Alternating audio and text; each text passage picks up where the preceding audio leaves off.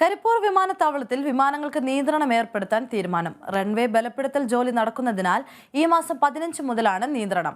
6 മാസക്കാലം രാവിലെ 10 മുതൽ 6 വരെയാണ് റൺവേ അടച്ചിടുമെന്നാണ് അധികൃതർ പറയുന്നത്.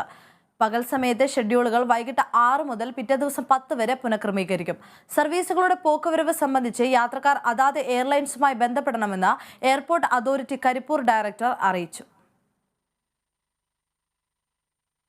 ഇന്ത്യൻ നിർമ്മിത മരുന്ന് കഴിച്ച് ഉസ്ബെക്കിസ്ഥാനിൽ 18 കുട്ടികൾ മരിച്ചുവെന്ന ആരോപണത്തിന് പിന്നാലെ പുതിയ നിർദ്ദേശമായി ലോകാരോഗ്യ സംഘടന.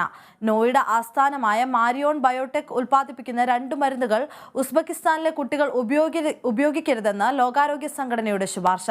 മാരിയോൺ ബയോടെക് ഉൽപ്പാദിപ്പിക്കുന്ന ഡോക് 1 മാക്സ്, അബ്രോൺ എന്നീ 2 മരുന്നുകളാണ് ഉപയോഗിക്കരുതെന്ന് WHO നിർദ്ദേശിച്ചിരിക്കുന്നത്. ഗുണനിലവാരമില്ല എന്ന കണ്ടെത്തലിന്റെ പേരിലാണ് ലോകാരോഗ്യ സംഘടന ഇത്തരമൊരു ശുപാർശ നടത്തിയത്. ഡൈ എത്തലീൻ ഗ്ലൈക്കോൾ എന്ന രാസവസ്തുവിന്റെ സാന്നിധ്യം കഫ് സിറപ്പുകളിൽ ഉണ്ടായിരുന്നുവെന്ന് ഉസ്ബെക്കിസ്ഥാൻ ആരോഗ്യ മന്ത്രാലയത്തിന്റെ കണ്ടെത്തൽ.